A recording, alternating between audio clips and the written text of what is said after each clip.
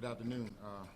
Coming in after a bye week, got a chance to work on Southern University after suffering a loss, but it's a long season and we feel real confident in what we have ahead of us. So we've just been working and just preparing for a challenging and a good University of Arkansas Pine Bluff football team. Coach, what were some of the specific things y'all worked on in the last 2 weeks? Just the things that we've been doing all throughout camp. Working on our plays offensively, defensively, as well as special teams. I don't think you do anything any different. I mean, we played 3 ball games. Of course, we always have a 3-game assessment to see just to see the tendency, some of the things that we need to do, some of the things that we haven't been doing. So, not saying that it because of the loss that it didn't have to take a huge adjustment. I think some of the things we just have to continue to work on to execute at a high level. Did you spend some time focusing on red zone offense?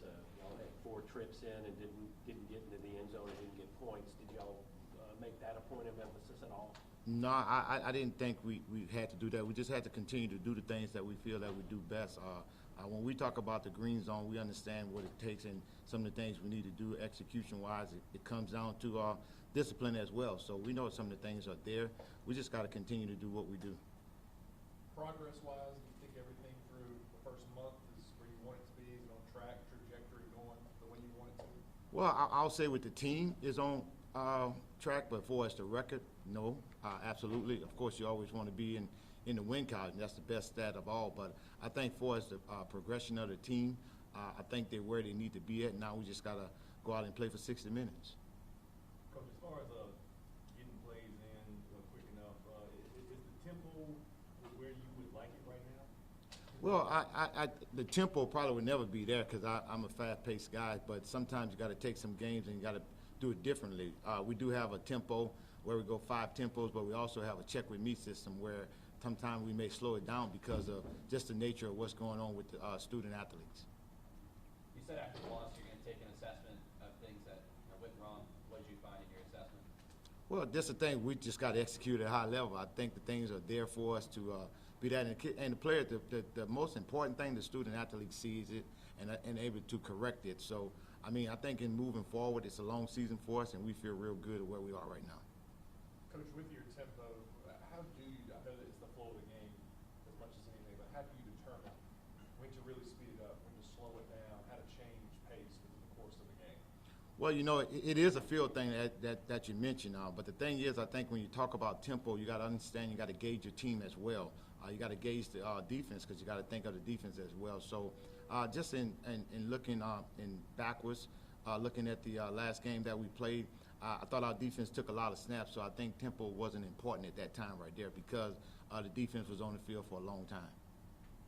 Did Bashawn McCray have a good week of practice? Did y'all go over some of the mistakes he made? Yeah, I thought he had an excellent week of practice. Bashawn, he understands the game. He understands what he needs to do. You know, as I mentioned once before, and I'll still say it, you know, when you look at the game, because it's like watching a movie, of course you see some things that's not there, but when you actually involved and you break down tapes, some of the things that you may have thought was Bashawn's mistake wasn't.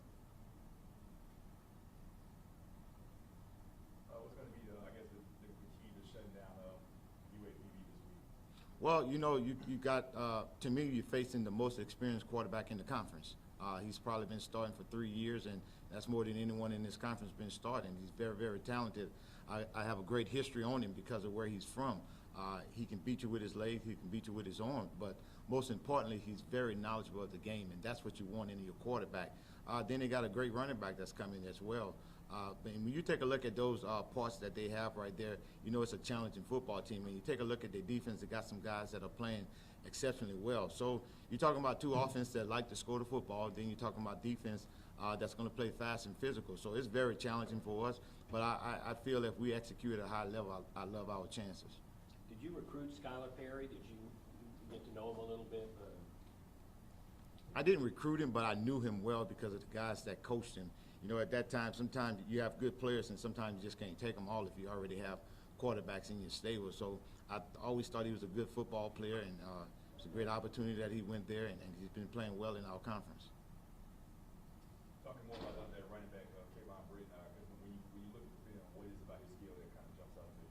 Well, you know, he now the maturity now, because he played as a true freshman. He played as a true freshman when they had some other running backs that was really good, and he still won a lot of playing time. But now you look at the guy; he's mature. You know, a lot of times you get great players and they don't understand because they haven't watched college tape. They haven't watched the dynamic of what defenses are trying to do. Right now, you can see a guy that works hard, that understands the game, and so he's very knowledgeable, and the maturity level is there. I mean, he's another great running back. We're going to face that throughout this whole conference. Great running backs. You going up against a team that has weapons like that defensively for you guys. Do you use that against them? Do you try and make them make mistakes, get too aggressive with their offense and what they want to do? Well, I think you just got to work out your game plan, and our game plan is always going to be fast and physical and have 11 hats to the football. I think you frustrate offenses like that when you got guys that's running to the football and making plays. So I do know that the defensive staff have a great game plan together, and we just got to be able to execute. Again, you're going to always hear me say at a high level. I love our chances when we executing at a high level. Coach, you spoke highly of Corione Harris before the season. He had a pretty good game, looked like, against Texas Southern. Would you talk a little bit about his development? No, each game he's getting better, and that's what you want to see in all your football players. But just the knowledge of assignment and him been playing so long, played a lot of football, a lot of exciting football, and you can just see the maturity in him as well. That he's a guy that understands how to get guys in place. He understands the level of football that he's playing. He understands what offenses are trying to do. So it's really a pleasant and it's really pleasing to have him back there. Are you good with the amount of takeaways you're getting on defense? Obviously, you would want more, but is that number good right now after looking at film? And think there are more opportunities where you can insert yourself to take the ball away? I think you got to remain greedy. You got to always want to be greedy and want more takeaways, but I think they're doing a great job. I just think now, offensively, those turnovers that we're getting, we got to turn into points.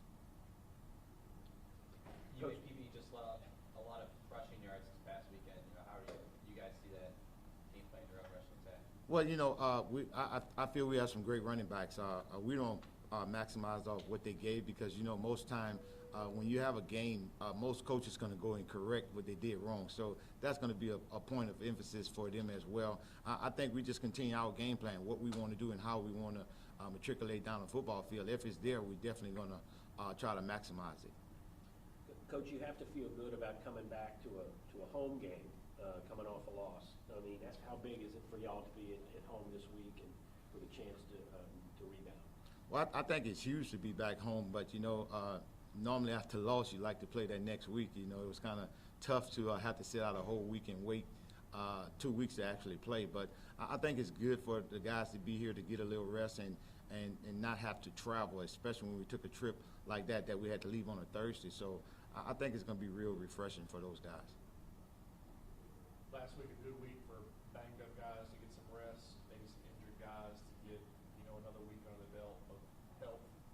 It was, but you know, at this point in time, we don't have injuries like that where guys, you know, really had to nurse it. I thought it was good for just the little nicks and bruises that we may have had to get those guys back and get back up under themselves. But I think more importantly, it was just important that we got back and just started working on Southern University because we do know who we are and what our identification are.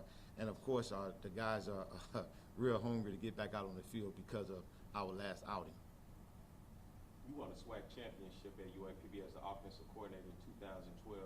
What was it like being a part of that program as your first offensive coordinator position? Oh, it was very, very exciting, especially working for a man like Coach Coleman, a man of God, a guy that does a lot of great things. And, you know, for a school to win an outright championship haven't won it since 1956, and when they did win it, they shared that championship. So that was very, very exciting, and I think it kind of helped me to move along within what I wanted to become and who I wanted to become.